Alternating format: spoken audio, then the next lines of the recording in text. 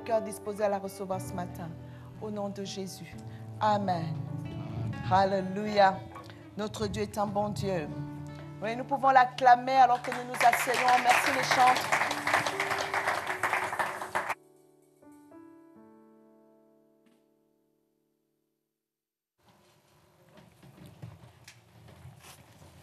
Alléluia.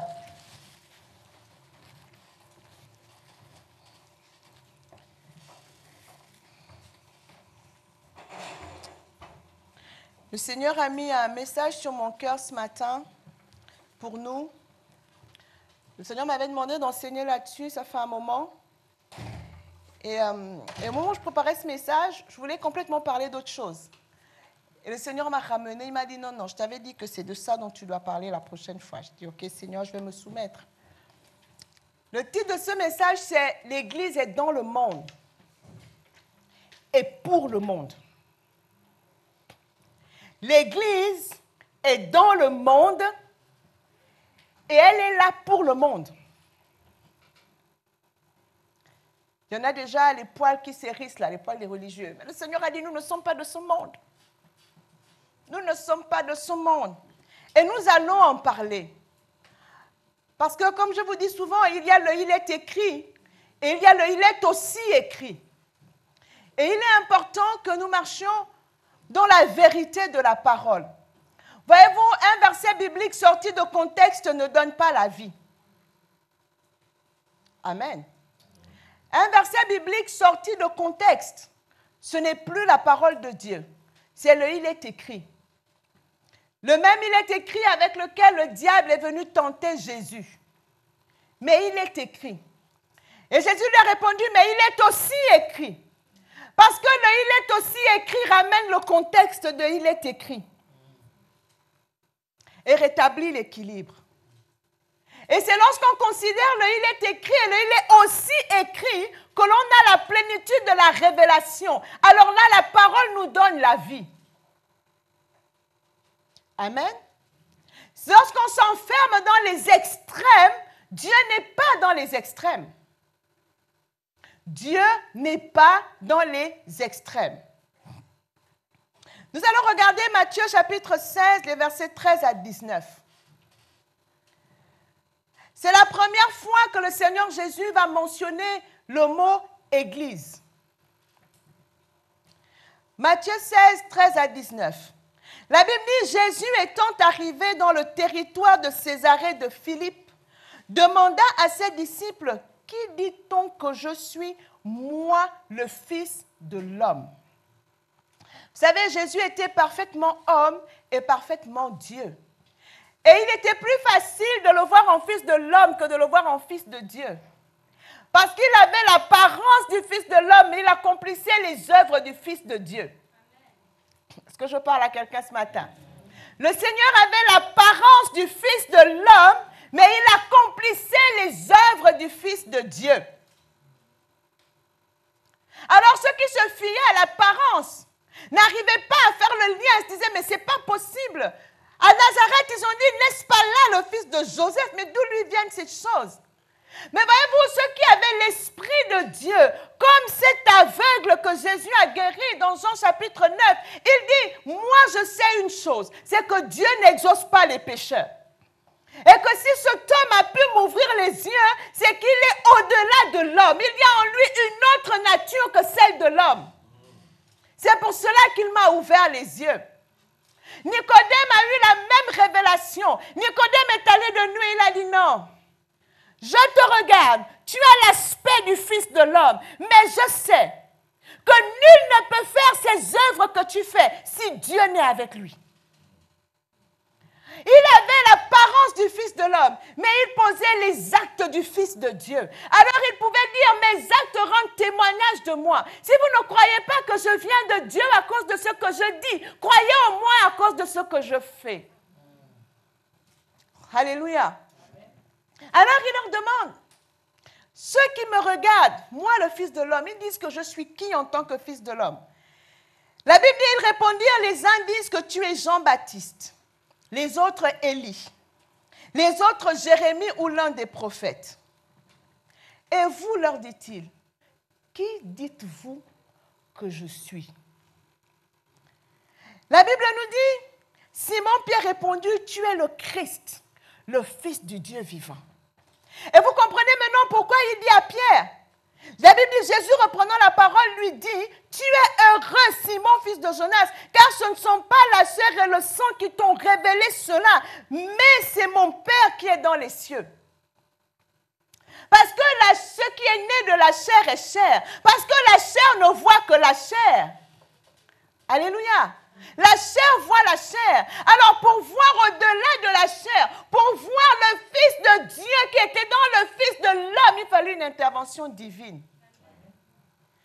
Et il dit à Pierre, c'est Dieu lui-même qui t'a visité pour te dire qu'en réalité, malgré l'apparence de Fils de l'homme, je suis Fils de Dieu, je suis le Messie qui doit venir. Et il continue en disant, et moi je te dis que tu es Pierre. Mais sur cette pierre, avec petit p, pour dire que là, il ne s'agit plus de Pierre la personne, mais il s'agit de la révélation qu'il vient d'avoir, que Jésus est le Fils de Dieu, qu'il est le Christ, le Messie. Il dit, sur cette révélation, je bâtirai mon église.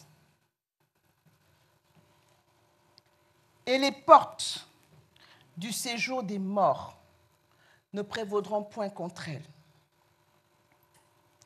Et il ajoute, je te donnerai les clés du royaume des cieux. Et là, il parle à l'église. Ce que tu lieras sur la terre sera lié dans les cieux. Et ce que tu délieras sur la terre sera délié dans les cieux. C'est dans ce texte de Matthieu 16, 18, dans ce verset, que le Seigneur Jésus mentionne pour la première fois le mot « église ». Il dit que c'est pour ça qu'il est venu. Voyez-vous, l'Église, c'est la seule structure, la seule organisation pour laquelle à laquelle Jésus parle en disant « Je bâtirai mon Église ». Il y a tout un chapitre dessus dans mon prochain ouvrage qui va bientôt paraître et que je vous conseille vivement parce que je ne pourrais pas tout dire ici. Le Seigneur dit « Je bâtirai ». L'Église lui appartient. Ici, il parle de l'Église universelle, pas de l'Église locale, parce qu'il y a l'Église universelle qui se décline en Église locale. Il dit, cette Église-là, il en parle au singulier. Il dit, je bâtirai. C'est lui qui vient la bâtir. C'est pour cela que lorsqu'on est responsable d'une Église, on doit faire attention. Parce qu'en réalité, on n'est pas propriétaire de l'Église. On n'est pas propriétaire de ceux qui viennent à l'Église.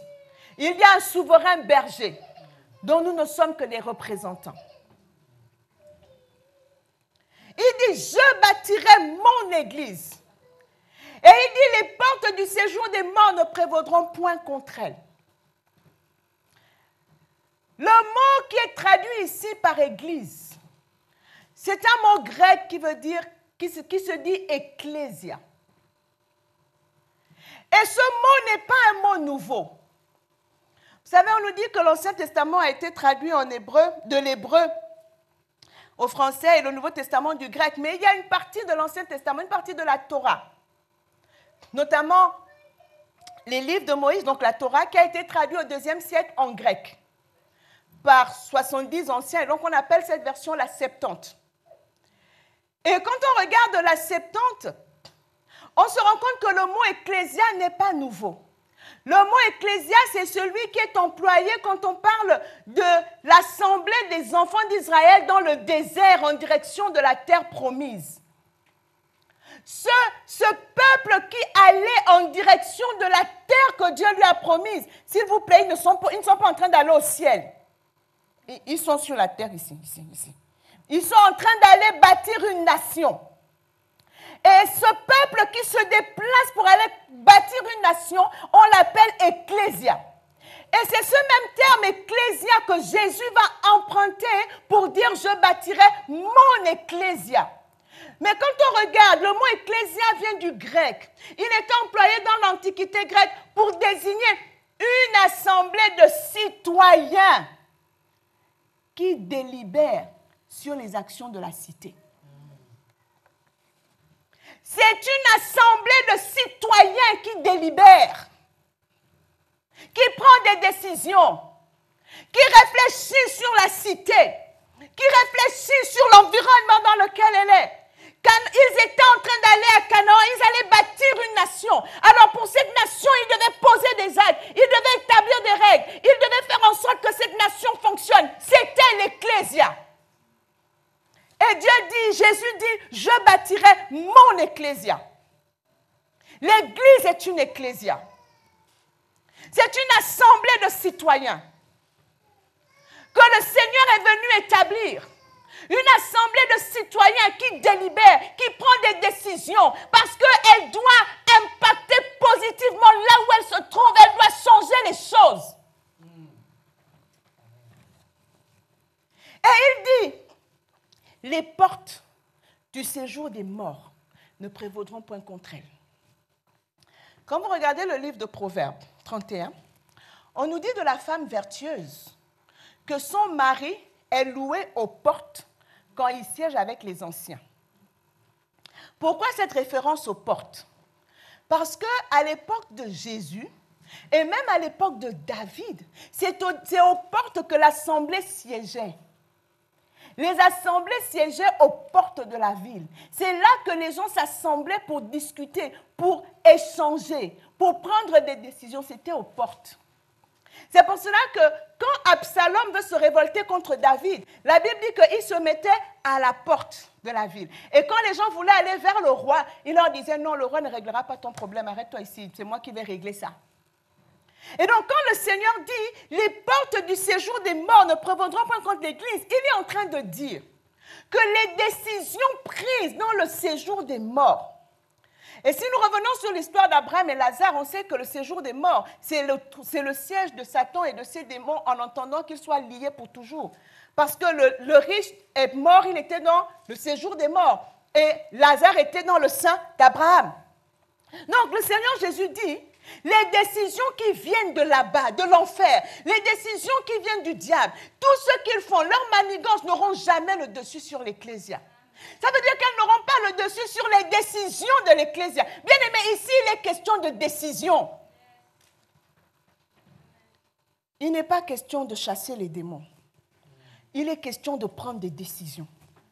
Il est question de s'asseoir et de voir quel est le dessein de Dieu. Quel est le dessein de Dieu pour moi? Quel est le dessein de Dieu pour ma famille? Quel est le dessein de Dieu pour ma nation? Et en fonction de ça, je prends des décisions et je pose des actes. Et parce que les décisions que j'ai prises viennent du ciel, elles viennent de Christ qui est le bâtisseur de son ecclésia, les portes du séjour des morts ne prévaudront point sur moi. Les décisions contraires n'auront pas le dessus sur mes décisions. Donc je ne peux pas être chancelant, je ne peux pas être emporté à tout vent de doctrine. Et vous comprenez pourquoi dans Ephésiens 4, 7 à 11, on nous dit que les 5 ministères sont donnés en vue de l'œuvre du ministère pour le perfectionnement des saints, pour que nous atteignions la stature parfaite de Christ. Et la conséquence de ça, c'est quoi? Que nous ne soyons pas emportés à tout vent de doctrine. Donc que nous ne soyons pas emportés à toute décision, à tout va. On nous dit ça, on est à gauche comme des moutons. Non, parce que quand on connaît Christ, on va prendre des décisions fermes. Parce qu'on appartient à l'ecclésia. Parce qu'on est attaché à la tête. Donc on ne peut pas être emporté à tout vent de doctrine. On ne peut pas être auto-réverse.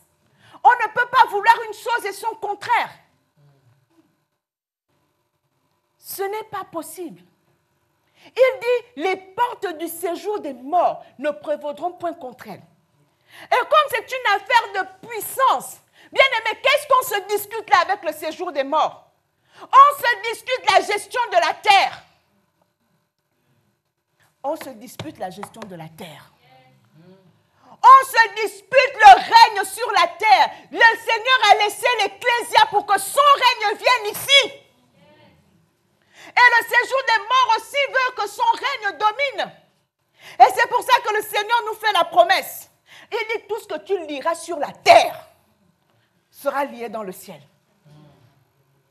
Il nous donne une arme pour que nos décisions triomphent de celles du séjour des morts. Il nous donne une arme qui est la prière. Bien aimé, ce n'est pas dans la prière qu'on chasse les démons. Jésus chassait les démons quand ils se manifestaient chez quelqu'un. Mais quand on va dans la prière, c'est pour parler avec Dieu. C'est pour recevoir les directives. C'est pour recevoir les instructions. Et quand on a les instructions, quand on a les directives, tout ce qu'on lit sur la terre est lié dans le ciel. C'est une affaire de décision. Et tout ce que nous délions ici est délié là-bas. Et c'est comme ça que nous avons le dessus sur ce que le diable veut faire. Mais nous avons abandonné nos cités. Parce qu'on s'est enfermé dans l'église. On veut créer un monde à part. On veut créer... L'église doit être un monde à part dans le monde. Ce n'est pas la vérité. Le Seigneur nous a laissés dans le monde. Lui-même, il est venu pour le monde. Et il a laissé l'Ecclésia pour que l'Ecclésia continue l'œuvre qu'il a commencée dans le monde. Jusqu'à ce qu'il revienne. Nous sommes des citoyens des cieux, laissés comme ambassadeurs sur terre. Nous sommes des ambassadeurs de Christ. L'ambassadeur fait quoi? Que fait un ambassadeur? Un ambassadeur représente une nation. Il veille sur l'intérêt de la nation là où il se trouve. Il ne dit pas, comme je ne suis pas d'ici, ce n'est pas mon pays. Faites ce que vous voulez. J'attends juste de repartir dans mon pays. Mais c'est ce que font les chrétiens. Sur la base que le Seigneur a dit, ne vous attachez pas aux choses de la terre, donc tout ce qui se passe ici, je m'en fous. Ce n'est pas vrai. La Bible dit que quand nous irons au ciel, nos œuvres vont nous accompagner. Et la récompense au ciel est fonction des œuvres accomplies ici. La place que nous aurons auprès du Seigneur est fonction des œuvres accomplies ici. Des œuvres qui vont témoigner de la grandeur de Dieu. Comment on salue un ambassadeur? Comment on reconnaît un grand ambassadeur? C'est que là où il est affecté, là où il est en mission, il défend dignement les valeurs de son pays. Il représente, il défend les valeurs de son pays. Il défend les intérêts. Il n'abandonne pas. Quels sont les intérêts que nous défendons ici? Le Seigneur nous a laissés ici, dans le monde, pour le monde. Ce n'est pas pour que nous puissions créer un monde dans le monde. Nous sommes dans le monde. Lorsqu'on lit Jean 3, le verset 16, la Bible dit, nous le connaissons tous. Dieu a tant aimé le monde qu'il a donné son Fils unique afin que quiconque croit en lui ne périsse pas, mais qu'il ait la vie éternelle. Jésus est venu parce que Dieu a aimé le monde. Est-ce que je parle à quelqu'un? Il n'est pas venu parce que Dieu a aimé les chrétiens. Et Jésus n'était pas chrétien. Et Jésus n'est pas chrétien. Et Jésus ne sera jamais chrétien. Parce qu'être chrétien, ça signifie être comme Christ. Il a dit, je bâtirai mon église. C'est la seule organisation que Jésus s'engage à bâtir sur terre. Et il en parle au futur. Je bâtirai. Il est en train de dire aux apôtres, nous sommes en train de commencer quelque chose. Mais la finalité de ça, c'est que je dois bâtir l'Ecclésia. Donc l'Ecclésia continue de se bâtir. Et comme Jésus n'avait pas fini, la Bible dit qu'il a donné les uns comme apôtres, les autres comme prophètes, les autres comme pasteurs, les autres comme évangélistes, pasteurs et docteurs, pour continuer de perfectionner l'Ecclésia. Parce qu'elle doit accomplir une œuvre ici, dans le monde. Alors, quand la Bible nous dit dans 1 Jean 2, 15 à 17, n'aimez point le monde, ni les choses qui sont dans le monde. Voyez bien que le Seigneur ne dit pas ici de ne pas aimer le monde. Il dit n'aimez pas le monde, ni les choses qui sont dans le monde. Mais de quoi il parle quand il dit n'aimez pas le monde? Il dit si quelqu'un aime le monde, l'amour du Père n'est point en lui. Car tout ce qui est du monde, la convoitise de la chair, la convoitise des yeux et l'orgueil de la vie ne vient point du Père, mais vient du monde. Et le monde passe et sa convoitise aussi. Mais celui qui fait la volonté de Dieu demeure éternellement. Lorsque la Bible dit que Dieu a tant aimé le monde qu'il a donné son Fils unique, le monde là, ce sont les gens. Ce sont les personnes. Amen. Vous savez, il y a des synonymes en français. Et même des homonymes. Là, on est plutôt dans des homonymes. Dans le Jean 3,16, le monde, ce sont les êtres humains. Amen. C'est même la création tout entière. Parce que la Bible nous dit que la création tout entière soupire après la révélation des fils de Dieu. Parce qu'elle-même, elle a besoin d'être délivrée de la corruption. Alléluia. C'est pour ça qu'en parenthèse, un chrétien doit aimer et prendre soin de l'environnement. C'est notre responsabilité. Dieu nous a placés en Éden pour garder la terre. Amen. Oui. Donc, chez vous, vous devez être les chefs du tri. Vous devez être des écolos. Parce que la responsabilité que Dieu nous a confiée en Éden, c'était de préserver la terre. Amen. Au passage. Et donc, quand Dieu nous dit ici de ne pas aimer le monde dont il est question ici, ce n'est pas les personnes. Puisque Jésus est venu nous demander d'aimer même nos ennemis, d'aimer même ceux qui nous font du mal. Ce n'est pas de ça dont il est question. Ici, le monde dont il est question ici, c'est un système de pensée, un mode de gouvernance, une façon de vivre qui repose sur la convoitise des yeux, la convoitise de la chair et l'orgueil de la vie. Amen. Et c'est pour ça que la Bible dit dans Jérémie que le sage ne se glorifie pas de sa sagesse, ni le riche de sa richesse. Mais celui qui veut se glorifier doit se glorifier d'avoir de l'intelligence et de connaître l'Éternel. Le monde fonctionne sur la convoitise de la chair. Il faut satisfaire les besoins de la chair.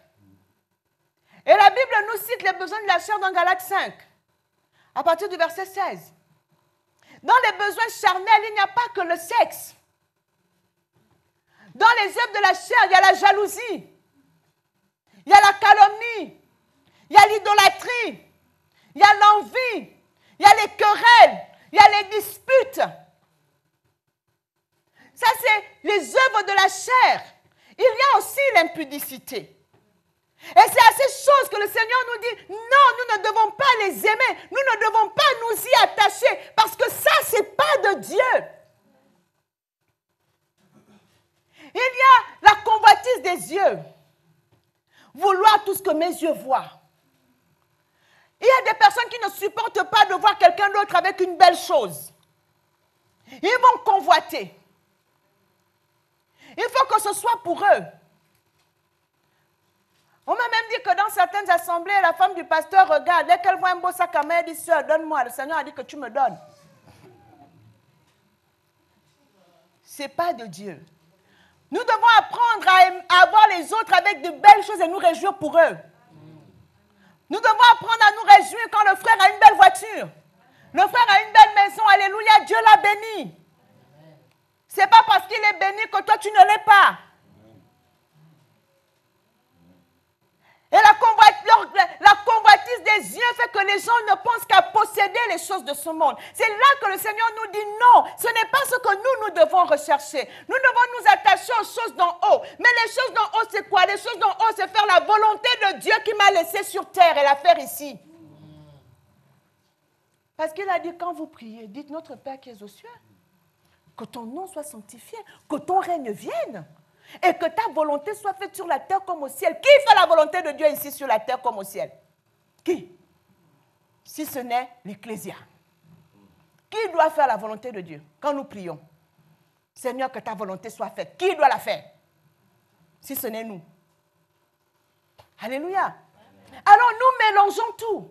Nous démissionnons de nos responsabilités. Nous démissionnons de nos engagements familiaux. Nous démissionnons de nos engagements par rapport à la cité. Nous démissionnons de nos engagements par rapport à nos pays au motif qu'on va aller au ciel. On n'entrera pas au ciel. Ou si vous entrez là-bas, ce sera comme au travers du feu. Parce que vous n'aurez aucune œuvre qui aura subsisté lorsque les œuvres seront passées par le feu. C'est ce que la Bible nous dit. Que lorsque nous irons là-bas le jour du jugement, nos œuvres vont être passées par le feu. Ceux qui ont bâti avec des pierres précieuses auront une récompense. Ceux qui ont bâti avec le bois, le chaume, tout ça là va brûler et on n'aura rien, ils seront sauvés, mais comme au travers du feu. L'orgueil de la vie. Vouloir toujours être au-dessus des autres. Penser que pour que je sois grand, il faut que les autres soient petits. Et c'est parce que les autres sont grands que moi je suis petit. Et donc, on voit dans la diversité, on voit la rivalité. Dans la diversité, on voit l'adversité. Mais la diversité n'est pas synonyme d'adversité. La diversité n'est pas synonyme de rivalité. Le cœur ne peut pas être en rivalité avec l'estomac. rivalité avec les poumons. Ils sont divers, mais ils travaillent à une même chose, maintenir le corps humain en vie. Pour que le corps humain soit en vie, il y a différents systèmes qui collaborent. Et chaque système est constitué d'organes différents. Vous ne pouvez pas prendre un organe du système respiratoire qui est indispensable et aller le coller avec l'estomac. Ça ne va pas marcher. C'est pour cela qu'on doit comprendre que même si avec l'église universelle, il y a des églises locales. Parce que chaque église locale représente un système, un ensemble d'organes qui va fonctionner pour maintenir l'ecclésia en vie. Là où il se trouve. Vous savez que l'aliment qui passe par l'œsophage va donner la vie. Parce qu'il est dans le bon système. Il va dans l'estomac. Le même aliment, s'il se trompe de route, il passe dans la trachée, il donne la mort. Parce qu'il va obstruer les voies respiratoires. D'un côté, il donne la vie, le même donne la mort de l'autre côté. C'est pour cela que faire la volonté de Dieu, c'est être précisément là où Dieu veut qu'on soit. Avec les personnes avec lesquelles il veut qu'on soit. Posant les actes qu'il a préparés d'avance pour nous. Parce que si nous ne sommes pas à cet endroit et que nous allons à un autre endroit, nous pouvons être néfastes. Parce que nous ne serons pas à notre place. Et alors le Seigneur dit, ce sont ces choses-là qui sont dans le monde, qui reposent sur la convoitise des yeux, la convoitise de la chair, l'orgueil de la vie. Il dit ça, on ne doit pas les aimer. Il dit parce que ça, c'est pas nous ça. C'est pas nous. Nous sommes dans le monde, représentants de Dieu, fils de l'homme et fils de Dieu. L'apparence des fils de l'homme, agissant comme des fils de Dieu, ambassadeurs pour Christ, représentant le royaume de Dieu, pour établir le règne de Dieu. Et pour que sa volonté soit faite sur la terre comme elle est faite au ciel. Et quand on lit Jacques 4,4, il est dit, adultères que vous êtes, ne savez-vous pas que l'amour du monde est inimitié contre Dieu?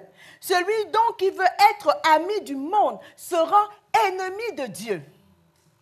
Et le monde dont il est question ici, c'est celui dont je viens de parler, qui repose sur la convoitise des yeux, la convoitise de la chair, l'orgueil de la vie. Et si nous aimons ces choses, nous devenons ennemis de Dieu. Parce que c'est pour ça que Jésus est venu mourir, pour nous délivrer de ces choses. Il est venu ôter le péché du monde. Il est venu sortir le péché du monde. Amen. Donc il est venu combattre l'orgueil de la vie, la convoitise de la chair, le péché, il les a vaincus et il nous a donné cette victoire. Et donc nous sommes les témoins, les ambassadeurs de ce que dans le monde, on peut vivre sans aimer les choses du monde. Amen. Nous sommes les témoins, nous sommes les ambassadeurs de ce que dans ce monde, on peut être délivré de la convoitise des yeux, de la convoitise de la chair, de l'orgueil de la vie, qu'on peut être sincère dans ses relations, qu'on peut être sincère dans sa démarche, qu'on n'a pas besoin d'être en rivalité avec qui que ce soit. D'ailleurs, Philippiens 2 nous dit, ne faites rien par esprit de rivalité, ni pour une vaine gloire. Nous sommes dans le monde. Nous sommes là pour le monde. Mais nous sommes là pour montrer au monde la face de Dieu. Alléluia. Dans Jean 17, Jean 15, 17 à 19, il dit, le Seigneur Jésus parle, il dit, ce que je vous commande, c'est de vous aimer les uns les autres. Et il continue en disant, si le monde vous hait, sachez qu'il m'a haï avant vous.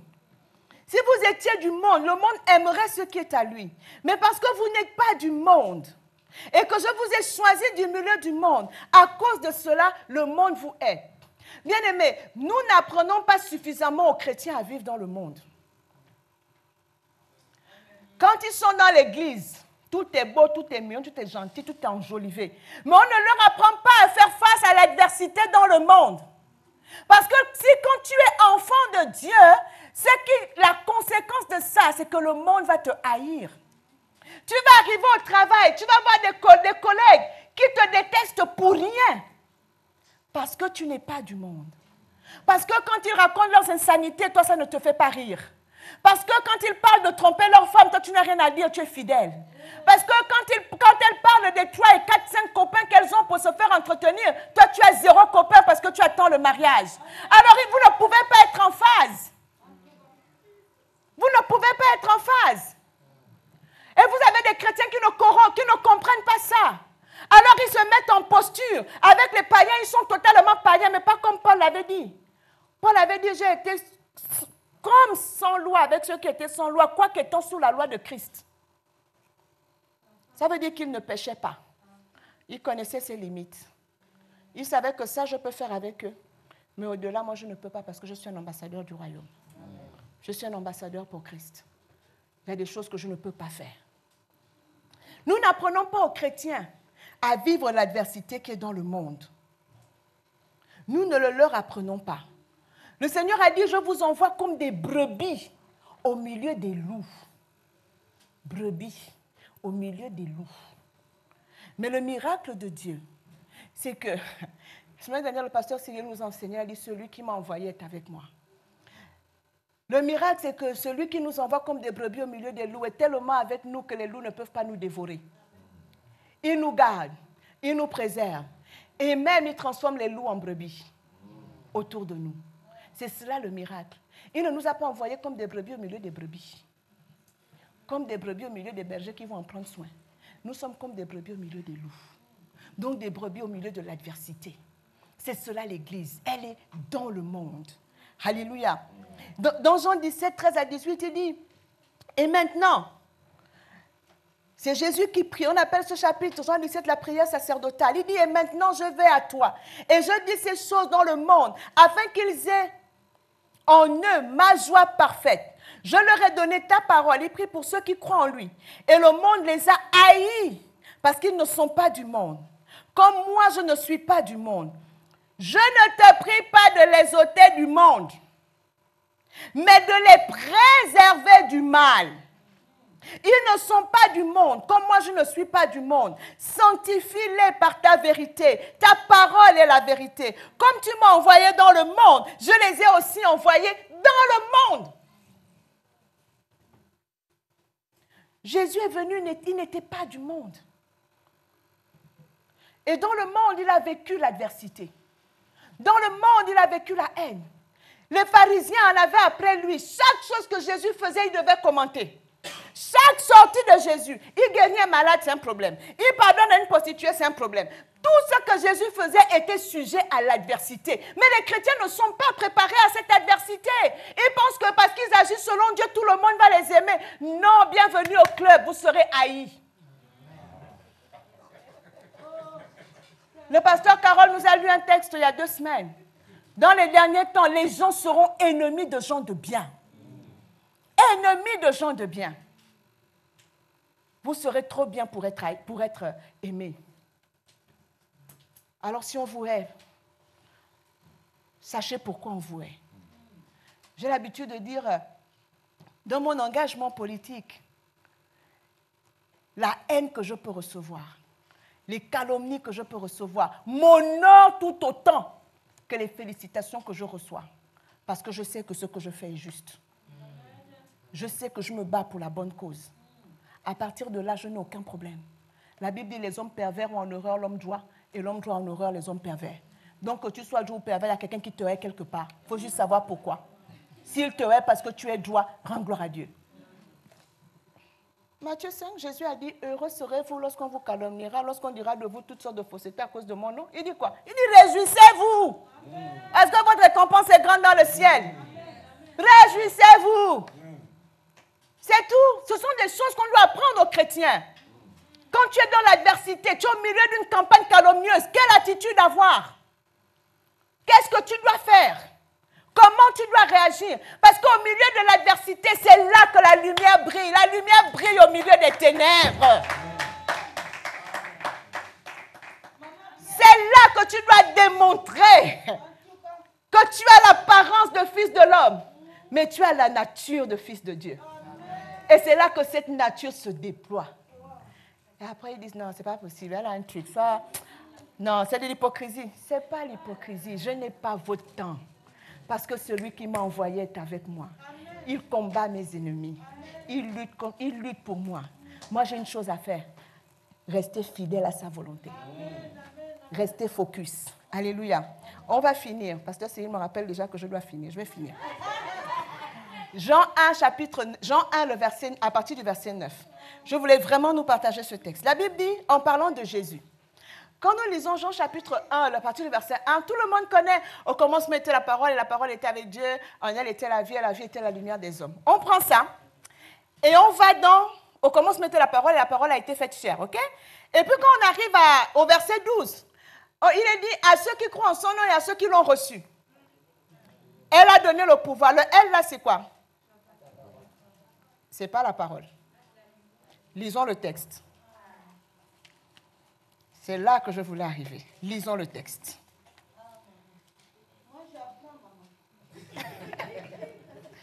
Lisons le texte, rapidement. Jean 1. Il dit, au commencement était la parole, et la parole était avec Dieu, et la parole était Dieu. Elle était au commencement avec Dieu. Toutes choses ont été faites par elle, et rien de ce qui a été fait n'a été fait sans elle. En elle était la vie, et la vie était la lumière des hommes. La lumière, lui, dans les ténèbres, et les ténèbres ne l'ont point reçue. Il y eut un homme envoyé de Dieu. Son nom était Jean. Il vint pour servir de témoin, pour rendre témoignage à la lumière. Il n'est pas venu rendre témoignage à la parole. Il est venu rendre témoignage à la lumière. Et il dit, cette lumière était la véritable lumière qui, en venant dans le monde, éclaire tout homme. Elle était dans le monde. Le monde a été fait par elle et le monde ne l'a point connue. Elle est venue chez les siens, les slides, et les siens ne l'ont point reçue. Mais à tous ceux qui l'ont reçue et à ceux qui croient en son nom, elle a donné le pouvoir de devenir enfant de Dieu. Bien-aimé, il est question ici de recevoir la lumière. Cette lumière, quand elle vient, elle doit t'éclairer. Si tu as reçu Jésus, le vrai, ce qu'il t'apporte d'abord, c'est l'éclairage. L'éclairage sur ce que tu es. L'éclairage sur qui tu es. L'éclairage sur ce que tu as à faire ici-bas. On n'a pas le temps. Quand il se révèle on peut faire. Je vais prendre juste l'exemple de l'apôtre Paul. Il croise Paul sur la route de Damas. Il dit quoi? Paul a vu quoi? Paul a vu quoi? Une lumière. Et il dit, je suis Jésus, que tu persécutes. Il te sera difficile de rejamber contre les aiguillons. Et il lui dit quoi? Il dit, va dans la maison de tel, n'est-ce pas? d'Ananias. Il va te faire quoi? Il va te dire, il va t'éclairer sur ce que tu as fait. Première chose, il lui apporte l'éclairage. Sur qui il est, Christ. Ensuite, la lumière sur qui est Paul et la lumière sur sa mission. Quand le Seigneur vient, ce qu'il apporte d'abord, c'est la lumière. Il nous éclaire. Et non seulement il nous éclaire, mais il transpose cette lumière en nous, de telle sorte que nous aussi, nous devenons ceux qui éclairent. Et il a dit à l'Ecclésia, vous êtes la lumière du monde. Amen. Il n'a pas dit, vous êtes la lumière de l'Église. Parce que la lumière de l'Église, c'est Christ. Il est la lumière, il bâtit son ecclésia. C'est lui qui éclaire l'ecclésia. Et l'ecclésia doit être suffisamment éclairée, être la lumière dans le monde où il l'a laissé, où il l'a placé. La lumière. C'est elle qu'il est venu nous donner. Dans Jean 12, 46, il dit, je suis venu comme une lumière dans le monde. Il confirme la présentation que Jean fait de lui au chapitre 1. Il dit, je suis venu comme une lumière dans le monde, afin que quiconque croit en moi ne demeure pas dans les ténèbres. C'est pour cela que ceux qui marchent avec le Seigneur, la Bible dit, ceux qui se confient en lui ne seront point confus. La confusion n'est pas pour les enfants de Dieu, parce que celui en qui nous avons cru nous éclaire. Il nous éclaire en toutes toutes choses. Il nous montre la voie à suivre.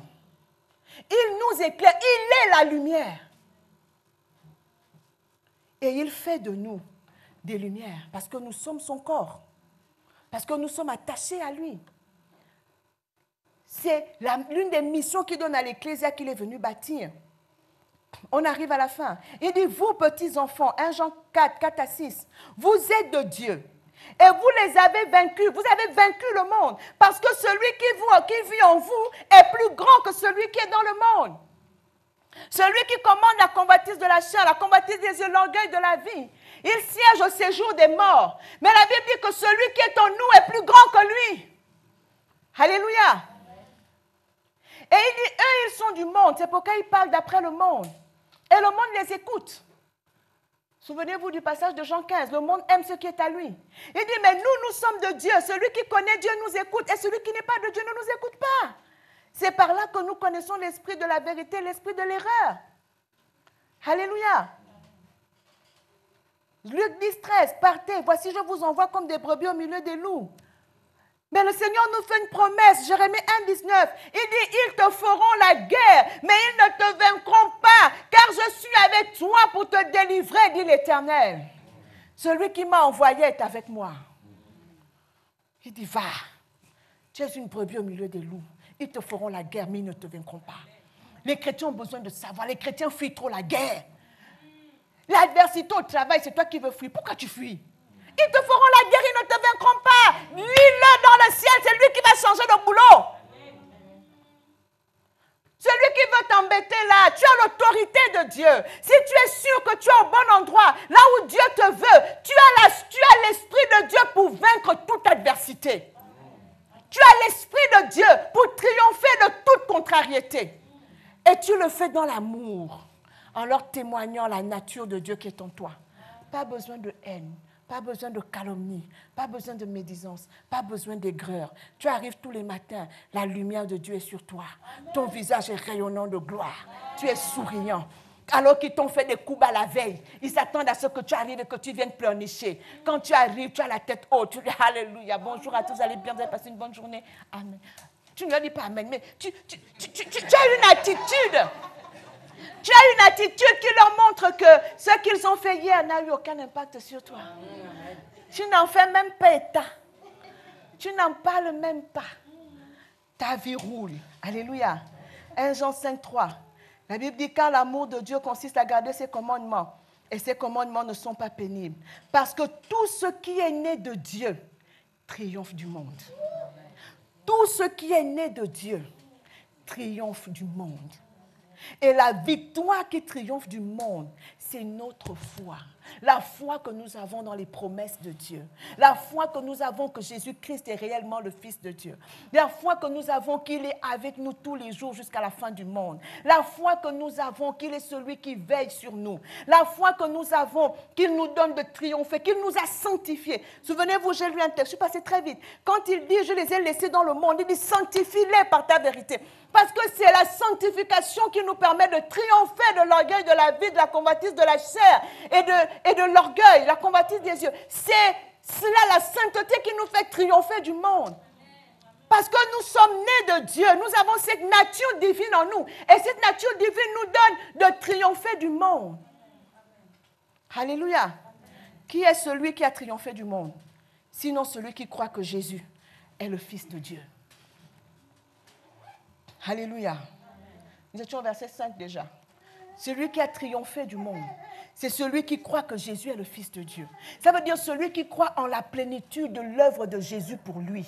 Celui-là, il s'approprie la vie de Christ. Il s'approprie la lumière de Christ. Il s'approprie la sainteté de Christ. Il s'approprie la justice que Christ lui a acquise. Alors il triomphe du monde. Et Jésus pouvait marcher la tête haute. Il dit à ses contemporains, le prince de ce monde n'a rien en moi. Il ne peut rien me réclamer. Satan n'a rien en moi. Rien. Aucune œuvre, aucune action.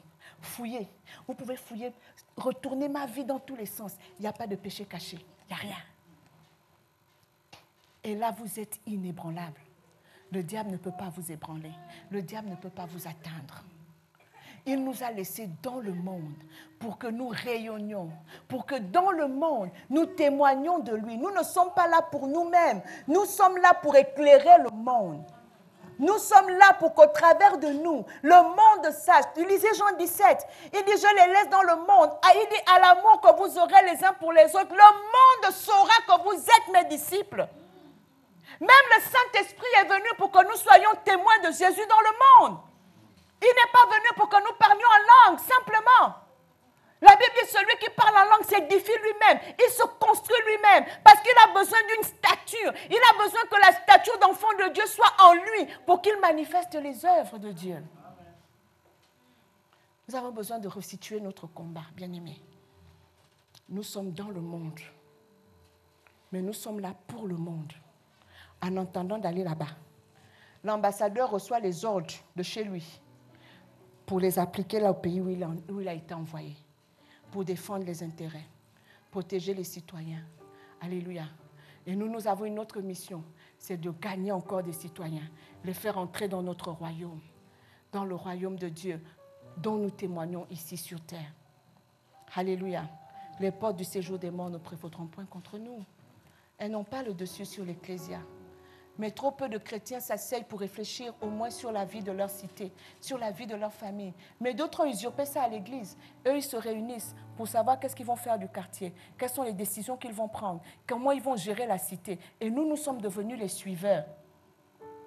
Et quand ils prennent des décisions qui ne nous arrangent pas, c'est là qu'on veut plier. C'est là qu'on veut tout d'un coup se lever.